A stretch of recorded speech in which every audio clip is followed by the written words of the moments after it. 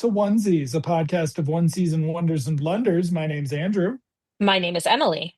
and we are back discussing the 1995 CBS sitcom network at the time that was airing, as we discovered this week, Dave's World, and as I had forgotten, Bless This House, Oh my starring God. Andrew Dice Clay Are and we going to Kathy watch that Moriarty next? in Hell. No, but I do think Kathy Moriarty deserves a career retrospective about how apparently she was the person who was willing to do all of the shitty sitcoms with terrible men and never got any credit for it. I sat on a plane once. I don't remember where I was going, but the man in the seat next to me, as I was sitting down, was already headphones on, phone in front of him, watching Andrew Dice Clay do stand up from the 80s. And I was so close to asking to move seats because there was some energy there that I did not like. I did not like it at all. I haven't seen Andrew Dice Clay.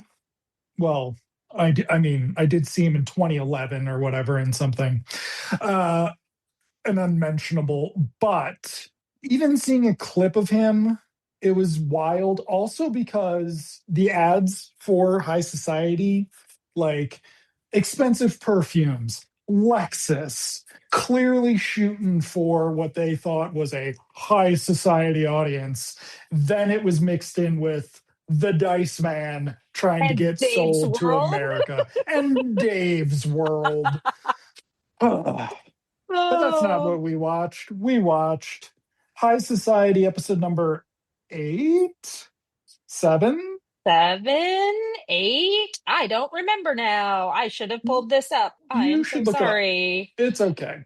But Um, TV series, High Society, episode number eight. We ought to be in pictures. five left. Oh my goodness. Though, as I we will know. discuss, What are we doing with our lives, Andrew? it's 2025, Emily. This is far from the worst thing we could be doing with our Fair lives. enough. Fair enough. Um, yes, we ought to be in pictures. So now they gave them set money for this up. They gave them set money and Yes. guest star money. Now we'll talk about it I when we should look get that to up. it. I need you to see what network soaps Donna Mills was on. Was she on CBS? Like, did they just make her do this? But this episode came the closest. It's like they were listening to the podcast a little bit. They're still talentless hack writers, those two guys, but it was like they were listening to us about the whole, like, you know who should be friends? Ellie and Stefano. And this Yes. episode, for a hot minute, is There was like, like 2 seconds of chemistry, and I was like, thank you. thank you for acknowledging what this show should be. Yeah. Okay. So we open with The They're all in the Office. office. Yes. Oh God, they're David, all on their phones. they're all Oh, on it's their so phones. good. It's such, we don't know how we're going to deal with the existence of cell phones. And it's They're just so incompetent, or even they're just phones in general. they're all on their phones talking very quickly. It almost sounds like they're talking other languages. Like I can't decipher what anybody is saying No. even. And by all I mean Dot, David Raish, and Stefano, Yes. right? And then Ellie comes in again in another terrible outfit. This is like this is like these are like Barbie 90s Barbie clothes. And I'm Yes. not saying that Barbie isn't fashionable. It's just not realistic in any way, shape, or form. Well, and I mean, this episode really leans into that. Like, this is a, I don't even think we would go 50s with this. I think we would say this is 40s fashion. Like, it's Yeah, very, but they're committed to it with this. I And, guess. well, these are far from the worst outfits she's worn. I would disagree. I hate the hat. I hated the hat. Oh, God, the hat Anyway, was pretty bad. Okay. anyway, so Anyway, so they're all on their phones, and Ellie walks in, and suddenly everyone's done with their phone call. Thank God that nightmare's over. And um David Raish has some exciting news. He just got off the phone with Alvin Spalding, famous television producer, who they really, really nail on the head that it's supposed to be Aaron Spelling. Like by referencing his wife named Cotton or something, the daughter Tora, which I thought could have potentially been in poor taste. And then like they name like a television show that he did, which is just essentially like the plot of which is just like every single Aaron Spelling show that's ever existed since the 70s or whenever he started making TV. Really stupid, but Ellie is being like, she's really stupid about it, which I thought was ridiculous. Where they're like, well, what does he want with me? Oh, he must want to go out on a date with me. And David Raish is like, what are you talking about? He wants to turn one of your trashy novels into a trashy TV show. Um, and that kind of sets up the thing. They're excited to go to Hollywood. There's a scene Does he where come in before the credits? Do we get that? I don't think so. I feel like Ellie and Stefano have their little moment. Yes, that is the end moment. So, Yeah. yes, Stefano and Ellie's moment are Ellie goes to do a fashion check with Stefano, and Hmm. Stefano's like, "Oh, beautiful. If only you were a man." And Ellie's like, Yeah. "Ah, yes, if only you were a man." And it's Yeah. just kind of like, this is what I mean. This show This is, clearly yeah. should have been the two of them passing men in between each other. This Like, is, this reads very ab fab. The homophobia, is there, but this reads very ab fab. I could see this happening on that show. I mean, I'm sure it did. and so we're gonna come back from the credits and Mm. the expensive make. I Perfume. forgot. Are there still perfume commercials like this? No, it's Johnny Depp with a guitar, or uh, Well, you know what uh, you could do with guitar Natalie string, Portman Emily? You or could Natalie. decapitate your wife, and you can text Paul Bettany about how cool that would be, and he can text back, "Yeah, that'd be cool," and then be really surprised when people think that's a problematic thing for Paul Bettany to be talking about. That is Or actually in the transcript. Thank you very much. Stop making that face at me. I'm making the Paul face because Bettany you're said that. pronouncing his name weird. Or Bettany? Bettany, yeah. Oh, Or Natalie Portman running down the street in a big flowy dress. Like those are perfume commercials now. okay. They're usually celebrity, but I don't know what this perfume is. I've never heard of it before, so Okay. it could just be like some drugstore perfume that they wouldn't necessarily have. Followed by a Lexus commercial. And I'm just like, Yeah. who? Calm down. No, nobody with their Lexus was watching High Society. Thank you very much.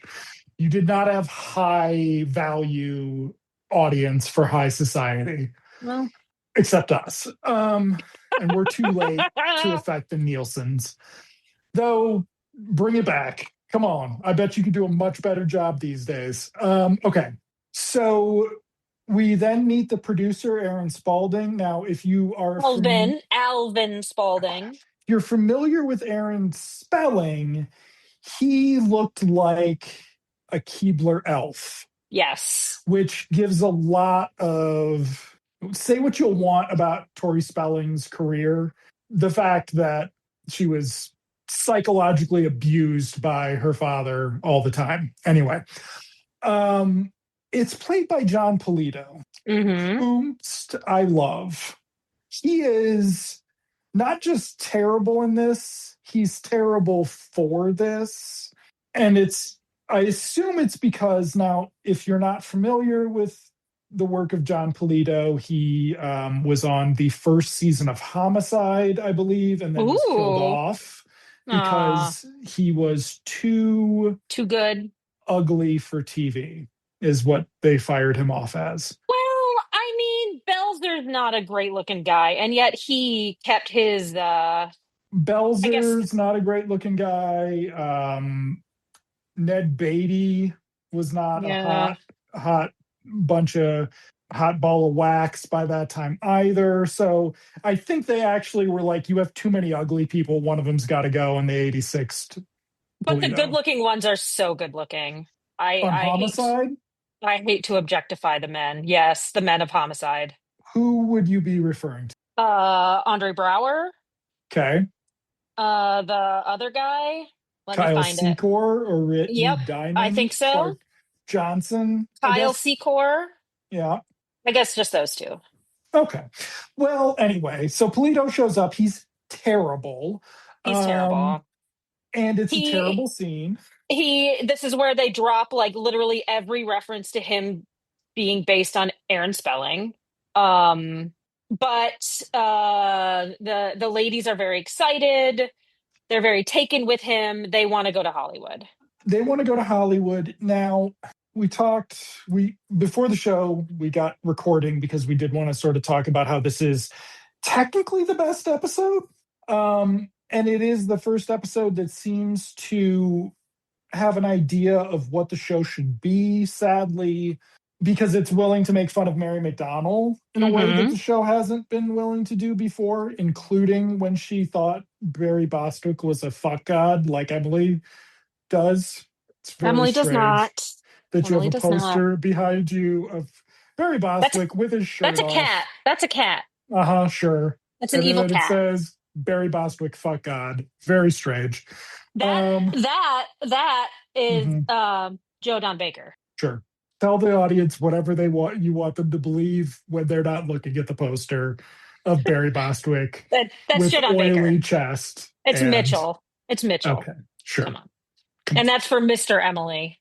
Thank you. Okay. That's Okay. one of his favorite movies. Okay. Okay. So, in terms of not to nitpick a little bit, because I have very low expectations for this show, even Hmm. after this episode, I do not have any raised Yeah. expectations. No, this is the But, best episode, but there's a lot to complain about. The and writing is terrible. what I can't remember and what shocked me as they flew, I think actually, no, I think the credits are after Polito comes in Mm, because I remember distinctly being so surprised that there were women producers on the show whose names come up. I don't remember that from previous episodes. I thought we mm-mm. opened from the title card. So this does appear to be somebody at CBS being like, can you at least get somebody who's fucking seen that absolutely fabulous show? And they're like, oh, these two ladies have. And then I was very sad to see the writing credits still being our boys. Yeah. But we immediately fly to LA. We get, Let's talk about this sequence really quickly because I was annoyed. It was like funny, not funny, funny. mm, So so first of all, we get the he comes in, it's a whirlwind. They're gonna meet and sign a contract for the rights to this story for him to make a TV show or miniseries or whatever. And then he's like, call me in the morning. Then oh, I'm yeah. back to LA. And then, but we never see, and they refer to it a couple of times in the future, but we never see the contract No. signing. Weird. Whatever. But the sequence where they're flying between New York and LA, Mm, hilarious, stupid, hated it, but loved it at the same time. It just didn't quite fit. It didn't quite fit, but again, I could see something like this in AppBab, where there's like a map on the table, a little toy airplane, and Mary McDonnell's hand, or I don't know, somebody's hand, moving it across. moving the airplane across the country. There's a little palm tree next to Yeah. California where they are. That was funny, and they do it again, and it's less funny every single time. Yeah. And well, I mean, some of that is just because they had one good idea and so they beat it to death as hard as they Well, then, could. and then they did the spinning newspaper thing too at the end, which Didn't they do whatever. that last episode and we were terrified they were going to bring it back? They did it in one episode, the one where she's trying to get all the publicity. That was last Did episode. that was that the last one? I don't Yeah. remember. I've watched so much Right, true because crime since then. you were too fixated on the Bost. Okay. I'm never letting go of it's canon now that you think Barry Bostwick's a sex god. Sorry. Is there Um, a show Bible? Do we have a show Bible now? Am I I supposed to be mean, referring to it? I well, don't know. It's whatever you remember to make talking about this show more amusing. Okay, so they get out to LA. Stefan. Okay, the other thing I want to comment on really quick is that when Ellie and Mary McDonnell they start jumping up and down, excited that they're going to Hollywood. Yeah, so weird because they are sophisticated city ladies. One, why are they like giggling schoolgirls going to Los Angeles? You also need to we Ellie is supposed to have been a best-selling author for 10 years.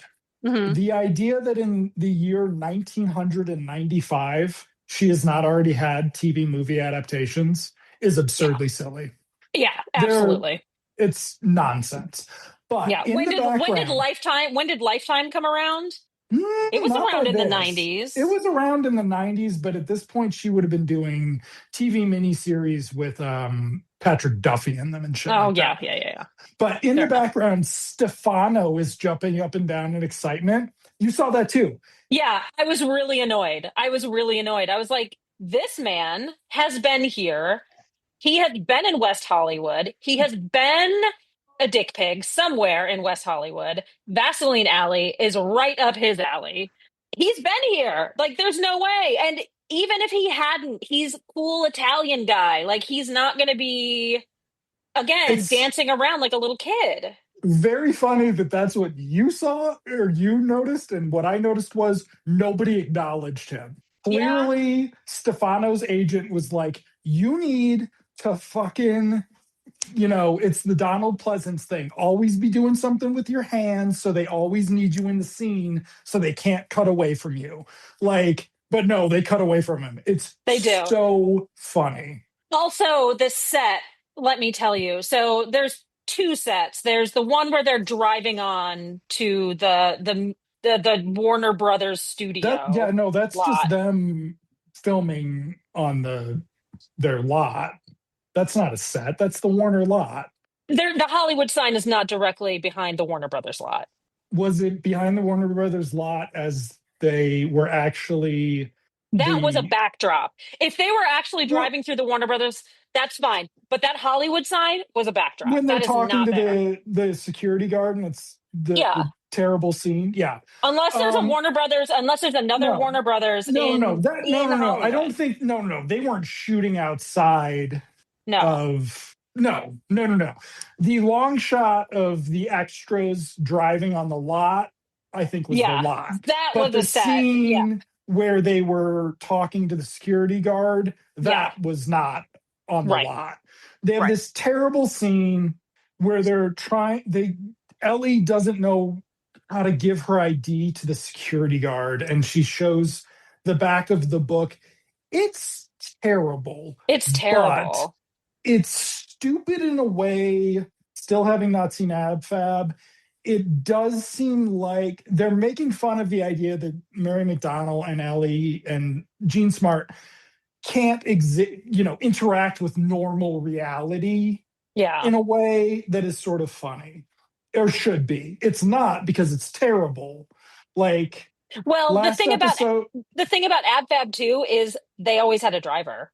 The only time you saw them driving, it was comedy, like they were in France driving on the wrong side of the street. Like it was okay. like goofy shit like that. But I don't remember there being an ID. I think I'm confusing it with Jessica Walter from Arrested Development, where her photo ID is so whitewashed because they're trying to get rid of her age. They're trying to make her look like she's 30. That's the joke. No, the But ID is the back of the book. right. No, I'm Yeah. talking about out Oh, in FM. Okay. no, I'm talking about Arrested Development. Oh, okay. So they go to the studio. Now, Stefano is with them, which I was like, okay, not only are we going to have an episode in California, but Stefano is going to have a subplot. Oh, I What was a so stupid fucking thought of that I had. we never see him again. Oh no, he's got some he makes some comments to some of the male actors on the set. So he's there, but Yeah, no, he runs off. So they get to the set, they meet Alvin, they all do kisses. Stefano gives Alvin a kiss, just kissy face. an air kiss, yeah. And there's an incredibly homophobic response, and I'm just like, fuck you, show. Like, what are you? Like, as if Aaron Spelling has never interacted with a gay man before, right? Like, Dude, it's a not zero chance John Polito was gay, too. Like, so he was also in Miller's Crossing. He was great in Miller's hmm. Crossing. Okay. So So we, at this point, we're not quite sure why they are on the set. They have been on the right. set. Alvin says, "Oh, the shoot is going great." So they have been filming. Yes. So I'm still not 100% sure why they got the invite, why they were have not been there before, Why we didn't see the contract signing. why we didn't see the contract signing. And then we get the set, which is of a beach, which is a problem because the show takes place, or the book took place in the Sierra Mountains in the cold. One of the jokes is about how, She froze her nipples off like and frostbite, yeah, frostbite nipples, and in this, they're like going to get sunburned off or sunburned. something. Yeah, they're gonna melt off or something. We In meet the Hollywood, cast. it's not unlikely, huh? Huh? All those Yeah, fake yeah. boobs out there Yeah, yeah. melting in the Hey, sun. David Raish. Yeah, pinning that for when Raish. Oh. Oh, So okay. they're watching this they're getting introduced around. Yeah, They don't know Hollywood terms, so there's all these handsome men, and one of them Ellie talks to, and she's like, "Oh, you're so handsome. Are you the star?" And he's like, "No, I'm the best boy." And this is when Mary McDonnell makes kind of a funny joke, like, "Oh, they've even ranked them for us." Like, this is the way it should except be. Mary McDonnell is still not willing to get funky, which we will see throughout the. And it's like, apparently, I don't know if that's what the show needed, but it certainly doesn't need what they're doing instead. So No. they meet the star of the show. He's a hunk and he likes Ellie. And finally, we're getting some young stud who wants to hook up with Gene He's Smart. mm, Not your he type. he's like a skinny wimpy kid. When Like they're like, do your he muscles, flexes and he his can't do his muscles, muscles. Where but I was was like, the what is he male? gonna do? There's no Where was muscles here. where was the sex worker from last episode? They could have I brought that guy back, know. right? They didn't have the money after Donna Mills. Did you check what network her sit or Yes, it was CBS. It was Knots okay. Landing. Knots Okay. Landing. So yes, clearly there was they conned Donna Mills into appearing on this. They make fun of her being too old to play the part. Because she's supposed to be a 16-year-old sex worker. Yes. And then Cool. the Throughout this, also, um, Alvin is, working, calling people over, go do this, go do that. And three times maybe he's like, stay away from Tora, his daughter. Stupid. Again, we know, we get it. You're supposed to be Aaron Spelling. Stop it.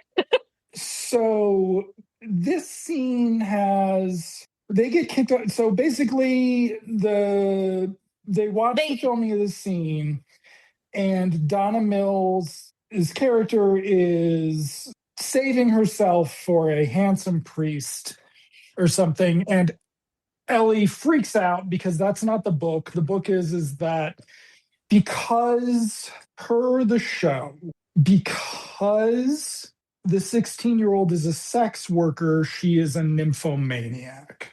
I don't think many 16-year-old sex workers are nymphomaniacs. I think they're probably profoundly traumatized folks who are just trying to survive. yes. But that's okay because this show thinks you do it because you're a nymphomaniac. Well, I think that is a trope in kind of trashy literature. Not that 16-year-olds who are sex workers are, but for whatever reason, maybe not romance novels. No, actually, let me tell you what this is. This is a romance novel written by men because men would expect, oh, well, she's a nympho, so she's going to go out and be a sex worker to fill her insatiable craving for dick. And it's like that's written by a man. That's not written by Ellie. Yeah. That's written by a man. Yeah. Sorry. Sorry, I just solved that. The two fucking hacks who write this show, Yeah. right? Like, okay. So they interrupt the scene. they very quickly are thrown out of the set, Yeah, so banned the from, the director gets mad at them, the actors get mad at them, and like in 15 seconds this is happening and they get immediately thrown out. and the problem is that they took the money for the contract. They didn't retain Keep any going. creative rights, Yeah. and it's all Dot's fault. And you're just And kind of so in my mind I'm like Dot is just an agent for a publishing company. She's not a lawyer, right? She wouldn't be reading contracts. right. She wouldn't be Oh, negotiating contracts. no. She's just okay. Also, she's an idiot. And this is the first time she's been an idiot on the show. Hmm. She has previously been the grounded one, the one who is able to um, get Ellie to behave in a way that she's been the straight man to some Yeah. degree. Yeah. Not anymore. Now she's a buffoon. But Mary McDonnell's not, her performance isn't any different. So No. it's not funny. No. And I think last episode I said that Gene Smart was approaching funny. That's Hmm. gone now too. So good. Thank goodness we don't have to worry about that.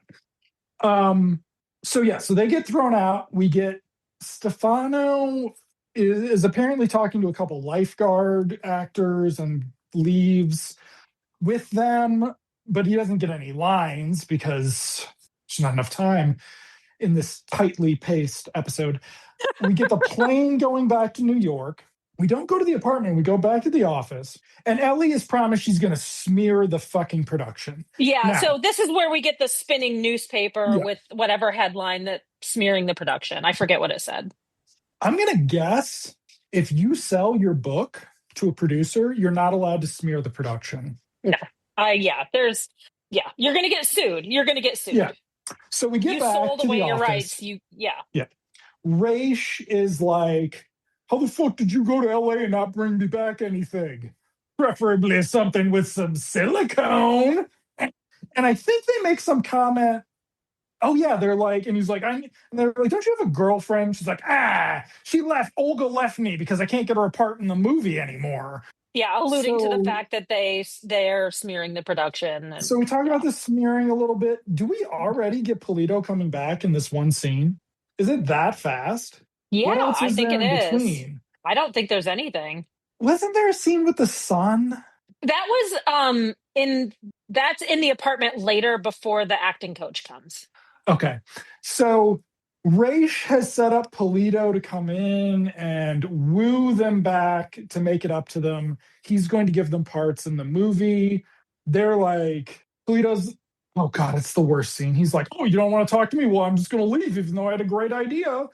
And then we get so as someone familiar with AbFab, did you ever feel like it was the punchline is that it's misogyny? Because we then get Polito telling them they're going to be in the movie and Raish in the background like, you're going to be able to sell this to him, and he's like making expressions and gestures to rope them along. And it is, so the problem is you make them stupid, you make them it doesn't work making them, particularly Mary McDonnell is a fucking publisher. It does not work making them vapid fame whores, pardon the Right. expression. But that is what they're doing Hmm. while simultaneously keeping the odious existing characters, which is like, so you've lowered everybody down to this level of this lower level, and it's just, well, technically somewhat better, it's still repugnant. So that's So in something. AbFab, they are vapid, horrible people. Yes. Um, with their reality exists on a separate plane than actual reality. And the straight man, i.e., the daughter, is really the only character that pull that you can kind of relate to. Like Right. she's watching the chaos around. Occasionally, there are men. Eddie's got two ex-husbands. One of them is a kind of goofy dum dum. One of them is now gay, and he is more of a straight character too. But he oftentimes gets caught up in that world a little bit too. And then the grandmother, who has a very strange arc, sort of in the later scene, she turns into something weird. So they also kind of bring people down, but it's funny. Hmm. This So show so doesn't know what that and is. and written by women, and like written in a way that it's like reductio ad absurdum, right? Like they're so far gone that it's funny to watch them Right. fail. Yeah. So they are quickly convinced that they will be in the movies. They're giddy at the thought. Whose idea is it to do the acting coach? Is this not somebody's idea? It's Mary McDonnell's idea. Okay. Because They're at the I didn't hear that. apartment. Just yeah, they're at the apartment. The sun is We get there a now. the quick scene with Gene Smart perving on the sun, and then he leaves, and the acting coach comes in. It's a Russian acting coach. I did not recognize the actor. Right? She looked familiar, but I didn't even look to see who she was. Yeah, not didn't have a career like Gene Smart or Mary McDonnell or Yeah. David Raish, for that matter.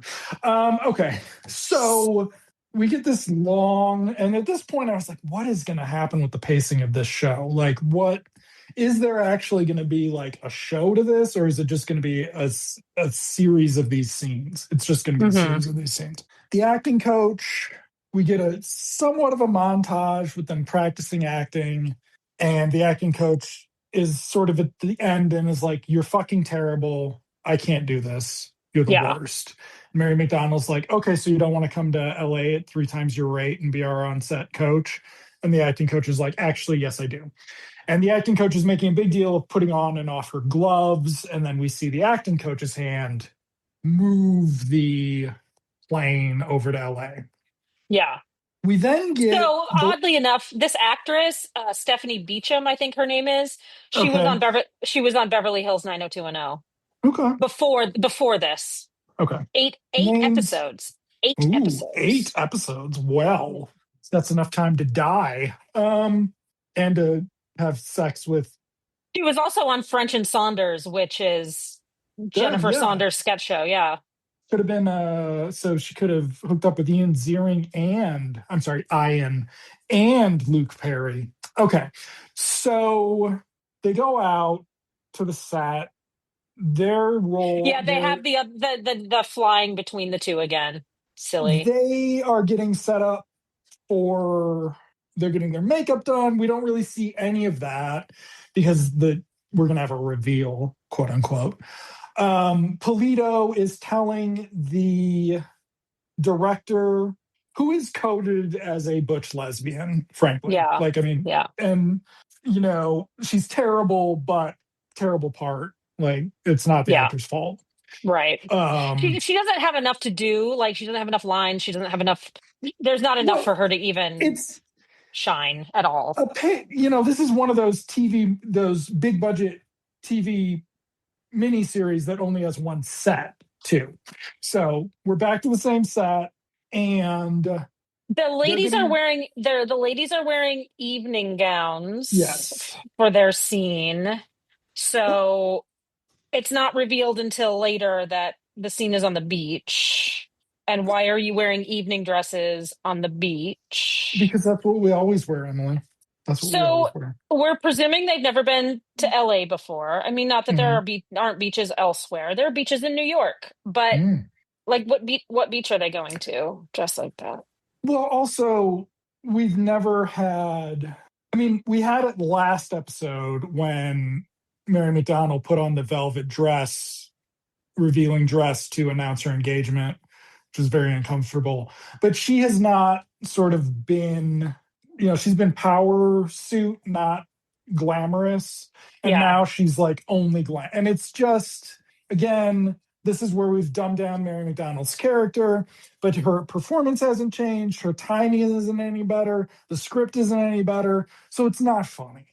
Yeah. So they get into it immediately with Donna Mills. Now, the summary for the episode made it sound like Donna Mills was going to play a large part in this.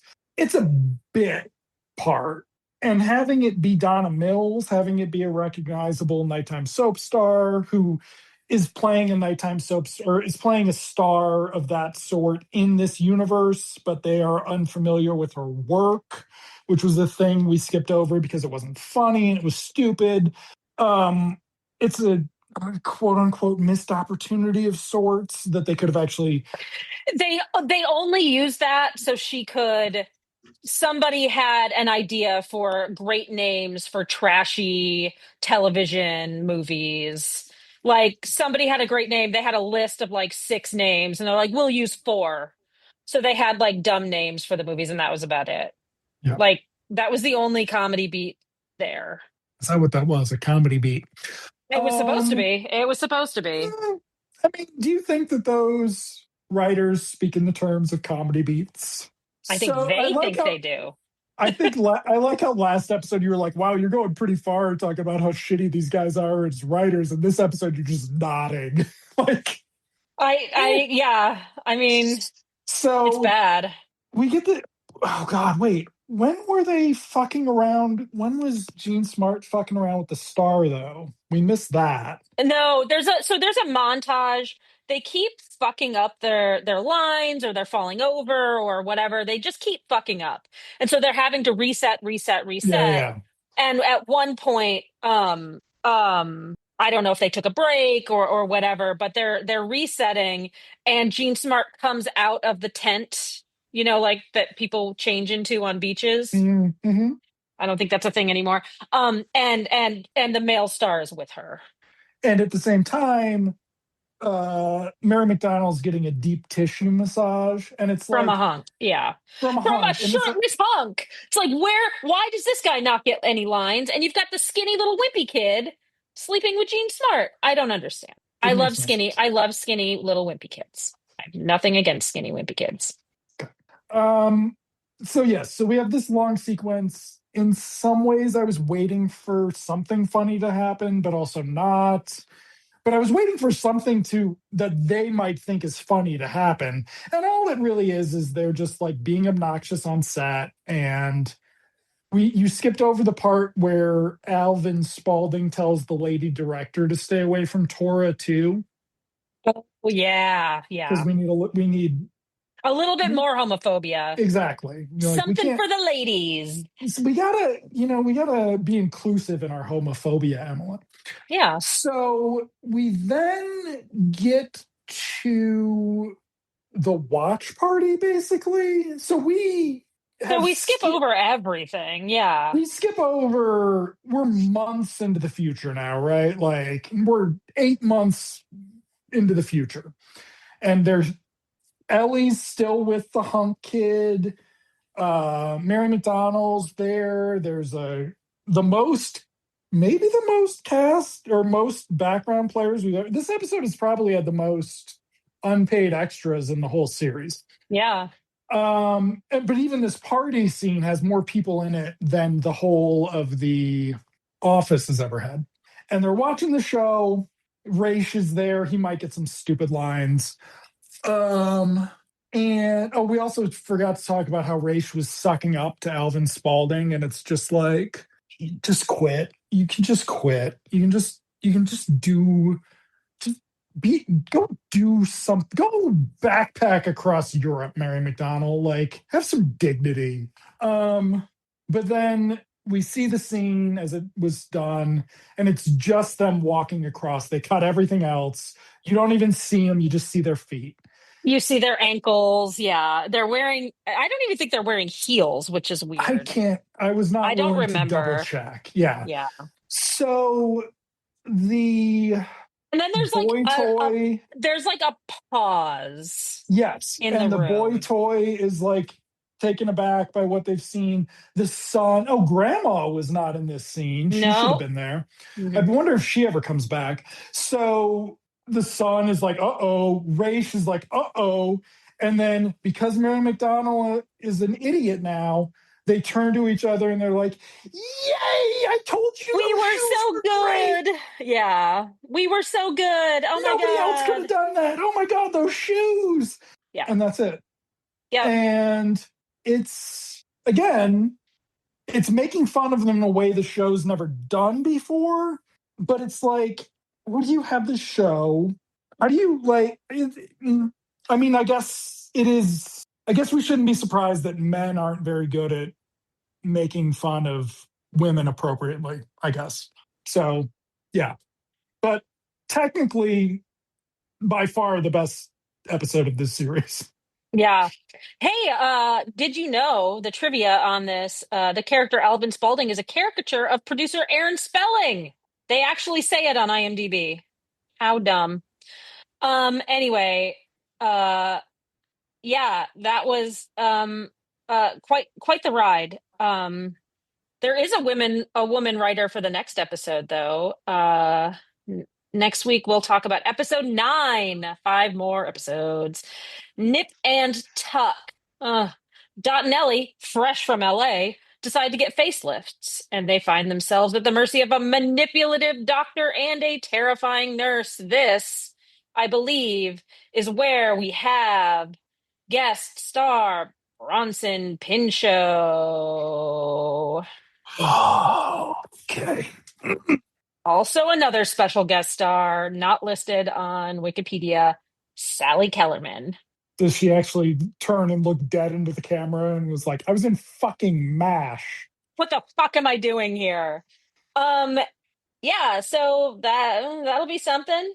Yeah, A lot of plastic surgery talk. We can be so misogynist talking about women and how they're never satisfied with their well, bodies or their faces and how it's their own fault and it certainly not the is. fault of the patriarchy. Not at all. What's the patriarchy? The patriarchy is not real, Emily. Mm, fair enough.